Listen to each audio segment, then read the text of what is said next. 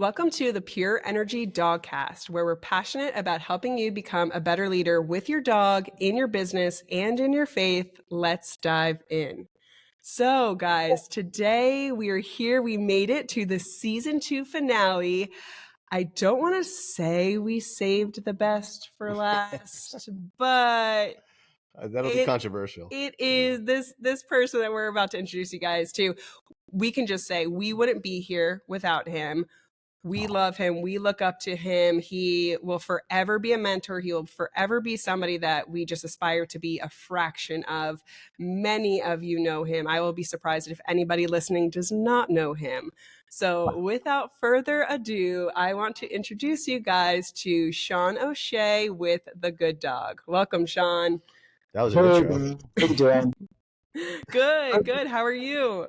I'm great. It was super cool for you guys to reach out, and I was like, oh man, this is gonna be so much fun to check in with you guys. I've been watching you guys and watch how things have expanded and grown, and been super happy and super proud of everything you've done. Oh, thank you so much. I mean, again, us too. So just so you guys know, how I got started in dog training 8 years ago, we actually just had to count it back. It was 2015. So 8 years ago, I went to a seminar that Sean and Jeff, who was also on the podcast, and Laura at the time, they were all hosting this seminar, which was called Train the Trainers. And what I loved about it, what really drew me in, was that it was not just dog training, it was business training and like life coaching. And I wish you guys were still running it, because it was so good. And Travis and I actually both signed up, and we went together. Yeah. And that's where we first officially met Sean and everybody. We had been following him on YouTube and online at the time, but that's where we got to work with him. And just instantly we connected, especially I would say Sean and Travis, because they're kind of similar in some ways, more introverted, more intellectual. They really like to think things through. Whereas I feel like Jeff and I were a little more like, we just like, yeah, just like say it as it is, or we're a little crazy. Whereas like you two really think about stuff. So that was amazing. But so let's just dive in with you, Sean. So how did you get started? What introduced you to the dog training world? Just kind of fill everybody in on your backstory. It's embarrassing and good at the same time. So I'll try and be super quick. Back in the day, I want to say 2000, I adopted 2 dogs, and you guys know the drill. 2 dogs, super out of control. One super dog aggressive and highly reactive, one bratty and highly reactive. And it was really bad. And we also had separation anxiety, because why not? You got to have that. Like, I'd run my house and he would devour everything in my house, my bed, my couch, my telephone, VHS tapes, if you want to go way far back. When I got so bad, I would take him in my car, or take them both in my car if I had to go to an appointment somewhere. And then he decided to devour my car. So I lost a steering wheel, an emergency brake, seats, and everything like that. So it was pretty bad. And then I would say that culminated with him becoming so dog aggressive that it put me in a space where I really didn't have, my back was against the wall. Things were bad. Most people don't know this, and a lot of people searched for it once they found out. But that very unfortunate incident with my dog Oakley actually caused me to end up on Judge Judy back in the. I didn't know that. Judge Judy, yeah, good. It's good. How did I not know this? It's good because I've been talking about it very often. Wait, did you win or did you lose? She's brutal. Yeah, Judge Judy, yeah. Like a few days before I went on, and I was terrified because the last thing I wanted to do was be on Judge Judy's show, because she's pretty tough bird. And it was like an Entertainment Tonight, like little clip, and she had like a little chihuahua in her hand, and she was like, and my dog had attacked a small dog, and I was like, oh, you're over. You're so done. You're done. So yep, no chance. Yeah, so I tried my best, and she said, I think you're a liar. Yeah, she was throwing my punches. I think you're a liar. No. and it was just ugly. And anyways, funny. that chapter closed, and we moved on. Luckily, for some reason, you can't find that episode because a lot of folks died. And so that propelled me into I would say breaking me out of the kind of delusional headspace I was in, which was like, oh, they're just being dogs, and I mean, I was really disconnected from reality. But when things get so bad, so ugly, so dangerous, it's very hard to continue to hide from that. And so then I found my third dog, Belle, on the freeway going out to see my parents. And she was this super sweet pitty that was just like sent because I think God felt guilty. And so he like sent me, he was like, let me send you a good one because I know. You've been through it. He threw you a bone. So Belle came to me, and Oakley immediately started to attack her. She had like the most sweet, everything about her was great. And so I was like, okay, you got to do something. And to be honest, I'm got dog hair all over the computer. Classic. Uh, to be really transparent about this, and some folks may struggle with this because times change and people's reputations change. But back in the day when it was that bad and I was completely overwhelmed and didn't know what to do, a couple friends of mine said, "Hey, have you heard of this guy called Dog Whisperer?" And I was like, "Dog Whisperer," like Yeah. just the name and everything else. I just thought it was silly, and but I did actually take a watch. Oh, my friends recommended that I check out this guy, the Dog Whisperer. I thought that was pretty funny, and I actually did check it out and dove in deep. Prior to that, I had done all positive only, force free training, whatever camp you want to put it in. I'd read every book. I'd had going back to VHS and DVDs and all that stuff, and the public library, like just imagine that, right? So Yeah. no YouTube, nothing fancy like that. So I dove into all of the positive force-free stuff, and I tried that initially. And then when I started to try and take my dogs out after doing about a year and a half of really serious work with them, I found my aggressive dog was like, peace out, and would just, he was gone. And so it's like, okay, so that's not working. And so found Caesar.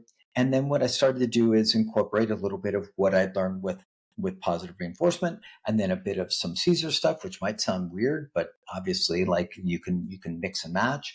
And so I did that stuff. And I would say primarily I made, and this I have to thank Caesar for, I made the major transition out of kind of just being happy-go-lucky, absolutely zero leadership, completely like the party dad, right? I can roll on the ground with the dogs, and any rules, oh, those are terrible.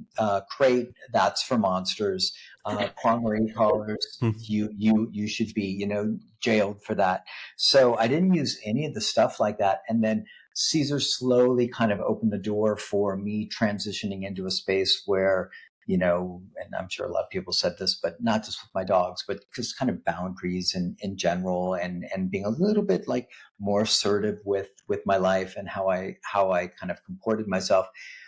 And within a short amount of time, I started seeing some major progress. Now, that said, Caesar's got lots of stuff that I don't agree with, and things that I know some people are not crazy about. But some of the fundamental messages were really powerful for me at that point.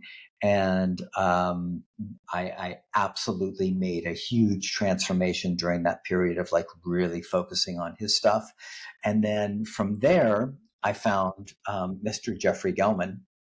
And so that got me into, like, I found his radio show, and he was so just clear, so transparent, so no holds barred about the work, about correcting your dogs if you need to, being unapologetic. You guys know the drill, and And that was brand new for me. I'd never heard anybody talk like that. Plus, he was also talking about more kind of standard obedience stuff, which I hadn't really engaged in. And so I did that. And so I got into leash and prong and did a bunch of work with that. Eventually, I decided to pitch Jeff. I don't know if you guys probably know this, but pitch him a reality show. And I didn't know this. that's how we became. There's a really amazing teaser out there that I'll have to auction off at some point. But like a 15-minute teaser that I made along with Laura Morgan back in the day. And that was how we really became friends with Jeff, because we spent about 3.5 months. I flew out to Providence multiple times with a couple of camera people, shot a bunch of footage, and then we edited it for 3.5, 4 months, and then presented it to a bunch of different production companies. And we were this close. There were several people that were really interested. And then for whatever reason, it didn't work out. Wow. Probably Jeff's hair. Definitely Jeff's hair. Yes, and the Crocs. And so, anyways, so that's how me and Jeff became really good friends. And Jeff was at that point, interestingly enough, he had very few kind of like guy friends, and he was super suspicious, if I'm going to just be really honest. And I really had to prove myself. Yeah, I had to really prove myself to him that I was like not trying to take advantage of him, not looking to bamboozle him. And after I'd flown out and froze my behind off in Providence multiple times and all sorts of stuff, and gone to what's that? He started to trust you after that. Yeah. I went to a bunch of his back when he was driving to in-home and doing in-home sessions, one-on-ones. We did a bunch of those, and I filmed a bunch of those for him as well. And I think he's slowly gotten to a space where he's like, okay, you're possibly acceptable. And I can't believe I didn't know this. This is like how you guys met. This whole chapter was unbeknownst to me. This is great. I love it. So my question is, can we do the reality show? Yeah, can we pick that up? Yeah, I wish we could, because he's raring to go. But like back in the day, it was such a perfect thing because he was training with Clover and Romy. You've got two cute little girls, working German Shepherds, and Clover's like, Trace, and all sorts of like very giving us the opportunity to connect. And as we did more and more of that, we found out that me, Jeff, and Laura had some really good chemistry and offset each other's strengths and weaknesses really well. And then we created T3. That's kind of like a 2-day thing, then 3 days, then 4 days, then 5, and then 7. And we did that for multiple years. And it was a really rewarding, special experience that we all really enjoyed. Yeah, there's a ton of good content within that training. Yeah. I love that. We still use a huge part of that today as like a majority of our business, like model and the foundation of it, and how it was set up. And again, over the years, just like with you, like you learn things and you add things and you tweak things, but it's still like that is like that's the foundation of it, how we set it up, how we structured the board and train, and how we teach and stuff. So we're so grateful for it. But what were we going to say? I was just going to say, it makes a ton of sense, the way that you guys structured that from start to finish, right? Like just how you layered everything in. It was genius. My question with that was how did you guys come up? Was it both of you just had such a similar training style, or did you guys kind of like, did you take a chapter, this is how I teach this, and then he took a chapter and this is how he taught? Like, how did you guys blend it together? We actually did exactly that, kind of blended it. So there were a couple of things that were happening. One, I was getting really heavy into low-level e-collar work. And Jeff was not quite into that camp yet. He was still doing a little bit more, and I don't mean this in a bad way, but just a little bit more kind of traditional, leash and prong, and then like prompt with an e-collar. And it was all working. But I remember demonstrating, I was like, Jeff, you got to see this, like this low level stuff. I literally remember like sharing it with him. And I had a golden retriever at his place in Providence. And he's like, you know how Jeff can be. He's like, yeah, go ahead. Show me what it looks like. And I was trying to get this golden to lay down, and the golden wouldn't lay down. I was like, oh, this is terrible. I had to like sweep the legs, Karate Kid style, and like Yeah. have him down. And I remember his response was, "You're losing credibility fast." And that's typical stuff. So so we had the pure positive, we had the Caesar, then we had Jeff's kind of more straightforward, no nonsense obedience on leash stuff, leash and prong, and then I got heavy into e-collar work. And so my whole thing was to kind of put all of those things together. And I feel super lucky because the the part that a lot of people struggle with, like the Caesar stuff, has given me a certain foundation in more of a primal component or aspect as far as engaging with dogs that I found to be incredibly helpful, but also something that most people that come to study with me, whether a shadow program or interns, whatever, is something they really are missing. There's the intellectual component, super hardcore. Everybody's great at that. But when you try and get people to be more kind of animal to animal, and I don't mean that in a weird way, but I find a lot of folks struggle with that. So Just letting a dog be a dog. yeah, letting a dog be a dog, and also reading them in a fashion that, in the way that interact and engage with them, that it makes sense, and you can Mhm. actually not just try and overlay training tools and protocols, but the way you present yourself causes the dog to actually buy into you Yep. and Yes. want to work with you, and you can actually move them through down a path from if they've got behavior issues and things like that. Yeah. So That's where so that beauty of the relationship actually comes in. yeah. Yeah. So that's kind of where it all started. We did that D3 thing for a long time. That was a blast. And then everybody kind of went their separate ways, lots of stuff going on. Everybody had different interests. Mhm. I mean, we're still friends and all that good stuff.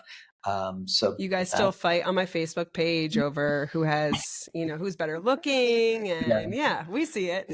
yep, yep. Nothing's changed with that. And No. so, yeah, so that's I would say that's the origin story Yeah. of where I came, where I get.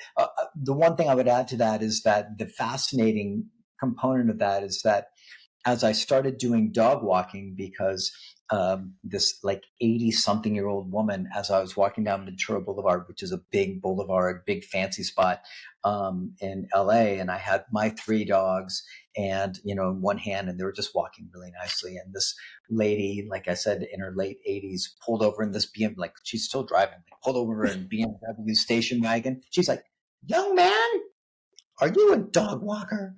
And she was super prim and proper and really funny. And I said, because I really wanted to get into dog work. And I was like, yeah, I am. And so she said, that's great. How about I invite you up to my place, and me and my husband will make you tuna sandwiches, and we can talk and discuss whether you'll be an appropriate fit for our golden retrievers, and we'll go from there. And so this woman, Carolyn Bender, ended up being somebody who pushed my entire career forward, because she started recommending me to everybody. She was in Beverly Hills, like in the actual Yeah. hills, and she Mhm. recommended me to so many people. And my career went from dog walking, just like, and then into training, just kind of organically rolled into that space. So you never know. Say yes. Always say yes. Right. I love that. I love that from just an 8-year-old woman hollering at you through a car. That is Yeah. amazing. I love Yeah. that. And then in my eyes, the business blew up. Like you're and again, I can only speak for myself, but in my opinion, you are at the top. Like you just are somebody that so many other dog trainers in the industry look up to, aspire to be, reach out to for guidance and help and mentorship. I mean, and it's funny because I actually just told him before, like I was on your Instagram and I'm scrolling and I'm like, his style hasn't changed. Like so much has changed. I'm like, he's wearing the same hats. He's wearing the same t-shirts. He's doing the same thing. Even how you type up your messages, which I feel you're famous for, like these one-liners, these sentences or a The bombs. short little paragraph. It just hits. And so that is something that I wanted to talk about next, is how even your online presence hasn't changed that much over the years. So I was joking with Travis. I was like, look, he has the same hat from 8 years ago. And it might be different. It might be updated, but it's the It's same my fourth style. one. It's the same Okay. one. It's my fourth one. It's Yes. a 2-year turnover. Perfect. Oh, yeah. I'm like, and what did you say? You were something like, because he's a legend. Like you Yeah. said something like he's a staple. Well, if it ain't broke, don't fix it. Yeah, and if it isn't broke, don't fix it. And I love that because I feel like nowadays in the dog training world, like we kind of feel like, not that we have to reinvent ourselves, but it's like, okay, this is the next trend. This is the next thing. This is gonna, and Yeah. it has burnt so many dog trainers out. Like I see it left and right. I experienced it myself. It was part of why I was like, we need a team because I can't keep up. I just want to focus on the dogs and the people. I don't want to focus on the trends, and which is a good thing in our case. It led to a team which we love. But even how you post your one-liners, your infamous one-liners, these heavy hitters, it's what I think has really made you stand out because again, there's a level of intellect to it. And I call it word art. So even, and this is just full disclosure, when we onboarded our trainers, one of the first things I handed them was your book. And I was like, a requirement to working in this business on this team is you have to read this cover to cover. And you have to follow him. We have a list of trainers and you're always right up top. And I'm like, listen to what he says. Like what he said, he's not just saying it to post today. He's saying it because this is real information. He's not just the type of guy that he's on here and he wants to be Insta famous. It's not his thing. He really is providing this value and this meat and just not afraid to say what you're feeling and what you think about a situation. So just kind of like, how do you, even though again, the style to it hasn't changed, the air to it hasn't changed, which we're grateful for because we love it. But how do you like never run out of new things to say? Like every time I go online, you posted something new and I'm like, year after year, day after day, this man's still doing it. Like, how do you not run out of content? Where does your inspiration come from? It's a good question. So you guys probably know like one of my heroes, Seth Godin, because I think we talked about him at T3. And he's been doing a daily blog for 12 years, 10, 12 years, and he's never missed a single post. And his whole thing is like, do plumbers get, plumber block? And basically he's like, all you have to do is sit your butt down in front of the computer or your phone, whatever you're doing, and get into the habit of you're going to do the work and not allow your brain to go into the space of, well, I'm not feeling it today. Well, it's like, and that said, I'm not as great as Seth at that. There will be days where I'm like, I'm either in too much of a rush or I just can't find an idea that I feel is special enough, unique enough, or that I can frame in a unique way. And so on those days, I'll go sift back through my old stuff and I'll like find nuggets and I'll be like, I can just kind of lean on this, for a couple of days until I can find something else. But basically all I try and do is, I write notes anytime something comes up. So I'm on the elliptical machine at the gym and I'm literally writing sweaty typo filled notes that just like will hopefully jog my memory. And the whole thing is I'm thinking about clients, literally like where all this stuff comes from. It comes from conversations with shadows, conversations with interns, and mostly conversations and behavioral observations with clients. And so then I try and find a way to frame it in a unique fashion that will hopefully be valuable and maybe not just be the same old consistency and, that like all the stuff that we hear over and over again. And yes, consistency is important. But the problem is if the message is delivered exactly in the same fashion for, years and years, it really starts to lose its impact. And so people just kind of tune out. So I'm always looking for different ways to say something, but I'm also looking to try and improve because I study a lot of people that I think are far, far, far more intelligent than me. And I try and here's an interesting thing, man, and I don't talk about this a lot, but most of my so I just said I get content from all these different places, but if I'm going to be even more like really dive deep into the honest space of where I get most most of my stuff, is I watch things that are unrelated to dog training, whether that be business related stuff, politics, or whatever it might be. And then my brain will not stop doing it. It's kind of like, it's at this point hardwired that what I look for is overlap, right? So if somebody's talking about a business principle, and my brain is always looking for, like, where's the correlation or where's the overlap with dog training? Because what it enables me to do is then come at the dog training angle in a different way, through a different, in a different angle, or from a different angle. And so people are like, oh, that's really interesting. Or if it's like parenting and things like that. Yeah. And so I'll come at this stuff from all these different angles, but I'm basically just always on the hunt for who's saying something in a way. And that could, like I said, that could be shadows, that could be interns, that could be my own trainers, or just, as I'm just kind of, in my brain surfing along with things. But a lot of it comes from people that most people would have no idea. I could be absolutely deep in some historical thing or some political thing or philosophy thing. And I will constantly be looking for, like, where can I?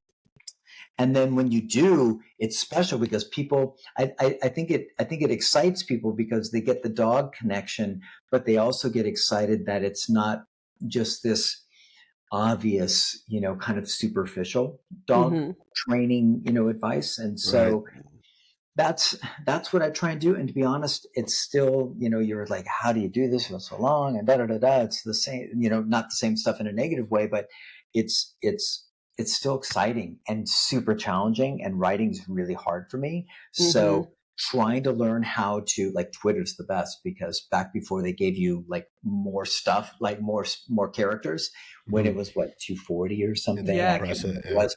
Like, nothing will teach you how to be more concise words that are absolutely not necessary. And then, like, you're 2 characters away from being able to post, but you're 2 characters over, and you're like, I've got what else everything can I cut out? Yeah. And so that's been super, super good for me, super helpful in order to, because being concise is not my strongest suit. So it always kind of pushes me to do that. Yeah. Yes, sir. Absolutely. Yeah, I know. I feel like were you about to talk? Oh, no. I'm deep in thought with that. And the correlation, right? Like, I feel like we constantly do that with like leadership, right? Like, leadership for our team, for our family, throughout our life, right? For ourselves, right? And then how that correlates, into dog training. And it's just, it's a huge component in our life. So I was just thinking how that all wraps together. Yeah. I use parenting a lot when it comes to, comparing the two. And obviously that more so after we had children, it was, and I feel like as our kids get a little bit older, they're 6 and 4 now. I'm like, every year I feel like, I have a new analogy. I'm like, 'cause that kid just tried to do X, Y, and Z, and no. And then, those dogs do that too. And it's funny that when one of the classes, or one of the programs we run is a group class. And I feel like I get a lot of my moms in that class, and for some reason, and it's probably like while the kids are in school, it's our daytime class, and every time I come up with a child analogy or a joke, like it lands every time. I'm just like, that's how you know it works. That's how you know they get it, because they're laughing, like they understand it. 100%. And to your point about, leadership stuff, like, one of the posts that I'm like, 2 posts that I'm super, super proud of. One is Jocko Willink and his famous discipline equals freedom. And for me, I was just reading it, and I've read all of his books, and I was like, man, this is so applicable to dog training. Amen. If you will be disciplined with your dogs, you will have such a bigger life with them, and they will have such a bigger life. And so I had to, like, I gave him credit and didn't, like, by the way, my new quote. And so too many people know that one. And so, like, things like that. But even stuff with economics, and the whole thing is, if you're looking, you know what I mean? If you're looking for things that have some interesting overlap or inroads into this stuff, I think there's a lot of different places that are it's very fertile ground. And what I find is a lot of dog trainers just get stuck in dog trainer land. Yeah. And that's kind of the only place they pull from. Yep, I agree. And like, even lately, like I will scroll through my, business Instagram. So it's a lot of dog trainers and things of that nature. And I just get sick of it. I'm just like that was cute, but yeah. And because it is a lot of the same things. And I find myself like, okay, like I'm just gonna, not be on the business account for a while looking at stuff because it is so repetitive. It almost like pulls me into that rut. And I'm like, no. I don't wanna be saying that same stuff too, because I'm just sick of that same stuff. But that's why every time Sean O'Shea, the good dog, pops up there, I'm like, I always tune in, it always catches my attention. I'm like, it's going to be good. What is it? Like, I always get excited because, like you said, it's a similar message in the sense that your values don't change, but it's always different. It's never boring. It's not presented the same way. And then, like you said, it makes you think deeper because it's either, oh, okay, I can tie that into business, or when or with somebody on my universal team, principles. yeah, like somebody on my team, he was talking about a dog here, but I have that person, I'm gonna, help them this way. Or my kid, I'll read some of your stuff and I'm like, Shay, come here, child. Like, Yeah, I got we're something gonna in try mind. this out. Yeah. Yeah. But it does, it makes you think deeper. And even the books, I want to talk about that really quick too. And it's funny that you said you're not good with writing. I kind of chuckled to myself because I was like, lies. Like, to you might not be good with writing. Maybe it's a struggle for Just you, humility. possibly. Yeah, or you're just being super humble. But your books are Ask my English fantastic. teachers. Yeah. The And books all are fan. the names and everything that went along with that. And yeah, Yeah. you'll doesn't pay attention, you'll never go anywhere, that kind of stuff. Yeah. Yeah. Oh, yeah. So, well, tell me a little bit about that. So, like, what inspired the book? How did you start? Are there going to be more books coming? Like, let's just talk about that for a little bit, and just in case anybody doesn't know about your books. Yeah, so we've got Love Them by Leading Them, Volume 1, Volume 2, Closing the Gap, which is not dog related. It's just a uh, kind of personal development little handbook thing. Mm-hmm. Um, and, I always struggled with trying to get the thought out here or out Mm-hmm. here. And so I started reading a ton of other people. And that got me excited and probably in a bit of a naive kind of fit. I was like, I can do this. And so I started I can go back to my original blogs and I'm like, oh dear, they're so basic and simple and obvious and all that stuff. But it was a good beginning as far as getting your toes in the water and starting to do that stuff. And what was interesting was that even though a lot of the stuff was simple, I was already getting pretty positive responses about it, which of course incentivizes you. You're getting the Mm-hmm. rewards. You're like, wow, that's interesting. Like people even care about that and they're sharing it. And so that just pushed me to be better and better. And I also have pretty high standards for myself, whether it was back when I was a musician back in the day or whatever it might be. My standards have always been like do this, like get up to here. And so I work like when I'm studying a video or reading a book, I'm typically doing like three different things. I'm reading the actual content. I'm thinking about how that compares to universal principles. And then I'm thinking about how I can then, well, it's four things. Then how can I extrapolate that out to dog training? But then I'm also going through all of the different, how they actually structured their grammar, what word choices they used, what words they left out, words that I don't know the meaning to, and just really tried to dive in and become better at the craft. Like reading volume 2 of Love Them by Leading Them has been, it's for me as a writer, it's when I'm like Got pretty it. close. We're getting Nailed there. it. Yeah, and you asked about more. The goal would be to do a box set of all three, Mm. up to 3 volumes, but then I've got some other ideas for some stuff down the line if I can get it together. And yeah, it's something that neither myself nor my parents nor anybody else I think ever suspected that I would get into. And even when my mom saw the first book, I don't think she knew what to make of it. She was just kind of like, Mm. that's great. uh, you know what I mean? Yeah. She didn't know what to make of that stuff. And so it's just become part of my identity. It just kind of snuck in, and now I'm getting better and better at putting ideas together in a more succinct fashion.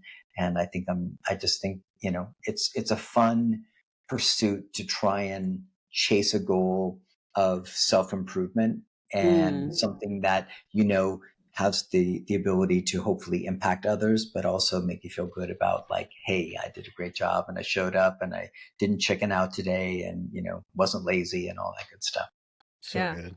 Yeah. What I'm hearing a lot of is everything that you do, whether it was starting with the when you wanted to be a dog walker and that old lady was like, "Are you one?" And you were like, "Yes." And because you wanted to be better, you wanted to do more, up to now where you were like, "Okay, I'm a dog trainer, but I can write a book. I can be an author, right? I can do this and I can get this book out there." And you're jumping in and doing it. What I'm loving is that the pattern I'm seeing is that you dive in with both feet. And like you said, sometimes even naively, like, I could do this, you jump in, are you a dog walker? Yes. You probably like walked up to her house like, oh no, like I gotta learn how to Oh walk yeah, dogs. yeah. Very And successful tuna sandwiches. Yes. Okay. I hate tuna. world's most stressful tuna.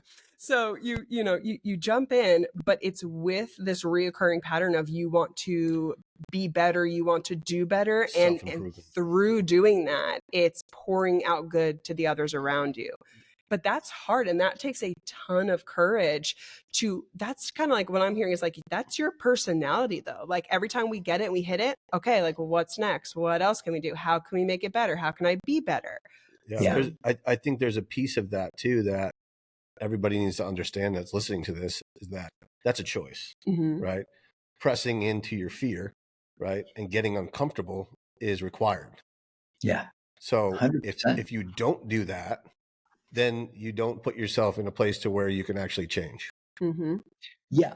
And I would add to that, and that's right on the money. I would add that if I look back at T3, and Jeff would give you the same response, as would Laura, and I look back at any of the books and the DVDs and all that stuff, the only reason all of those things exist is because all three of us were absolutely surrounding ourselves every single day with folks that were saying, go, Go. take a chance, right? Like Seth, don't wait until you're perfect, and I'm going to butcher like all his quotes, but it's like, leap first, which is a very Seth thing. And he doesn't mean be sloppy, but it's like leap first, instead of getting into the space of using perfectionism Right.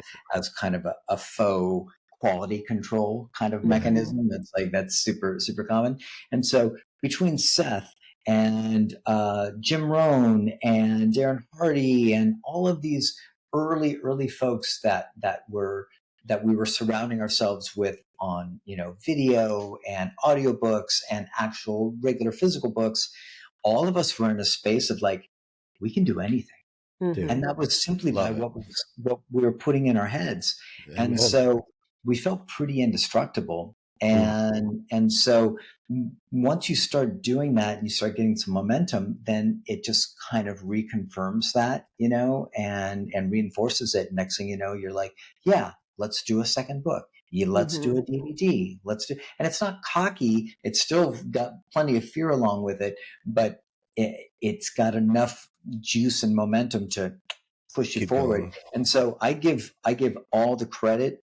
Well, I'm a bit obsessive, so we have to say that.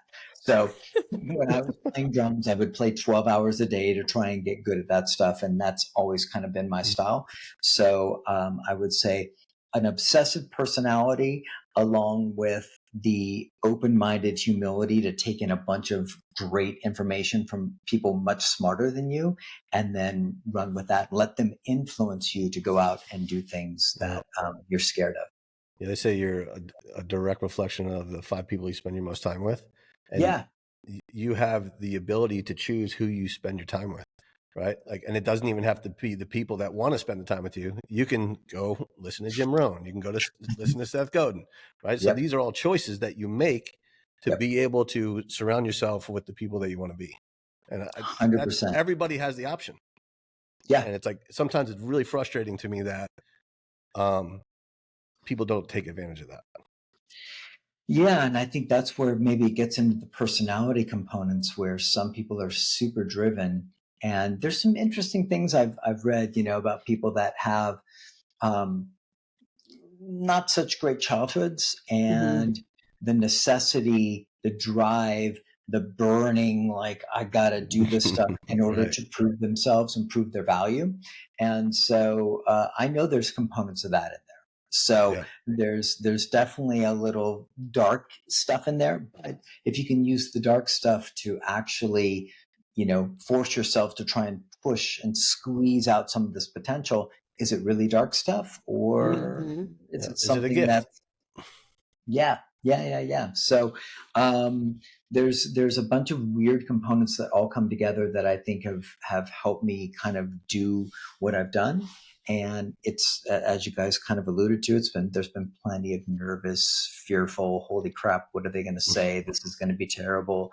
And even things like, when we did the e-collar DVD, it was all wrapped and done. And then I was like, it's not good enough. And that was shot out in LA with a huge crew and a huge budget, director, audio, multiple cameramen, rented location.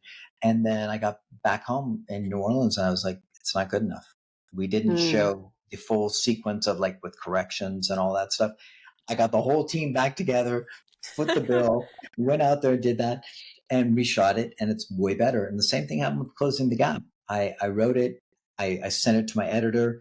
They did all of their magic on it. Then I went to New Orleans and did the audiobook, and we had it all ready to roll. And I read it back and I was like, it's not good enough. Wow. And so I scrapped all of it, the audiobook and everything like that, and I rewrote it again. And so, of course, you have to manage that. You can absolutely go down the rabbit hole where it's never good enough.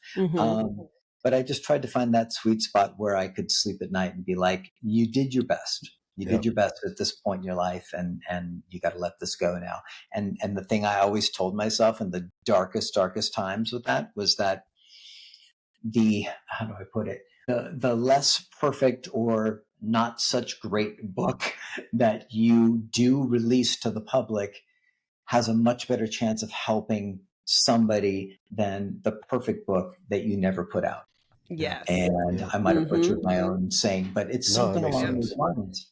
And I always had to tell myself when I was ready to throw in the towel, I was like, dude, just put this thing out, And so that's kind of the There's story. value there. Yeah. I love that. I love that. That makes so much sense. And people, that's going to help somebody for sure. That's going to land. Somebody needed to hear that. And I'm excited for that. Hope so. I want to switch gears a little bit because I'm just a little bit curious. Because we do have a lot of dog trainers that listen to this as well as dog owners. So when it comes to your business and, switching locations and moving around and adding to the team and doing a shadow program, how do you manage all of that? Like, did you want a team? Did you want to do this solo? Did you want multiple locations? Like, tell us a little bit about your business and just kind of how it developed to where it is now. That's a really, really good question, and a really insightful question if it's coming from some place of you having some intuition about something. And that's, to be honest, I never wanted a team. I never wanted to be responsible for a team. I didn't feel like I had the skills, and because I just I was 40 years old at the time, and parking cars and playing music part time. And I'm like, I'm going to be responsible for other people's lives. No way. And so Laura came in and she was like, I called Jeff and I was like, this girl wants to work for me. And she's got all, she graduated from Boston, University with economics, and knows a bunch of stuff I don't. And he's like, Sean, just hire her. And I'm like, Yep. frozen, and so we ended up working together. And as you guys probably know, a lot of really, really great stuff came out of that. And sorry, what was the very beginning of that question? Where did we start?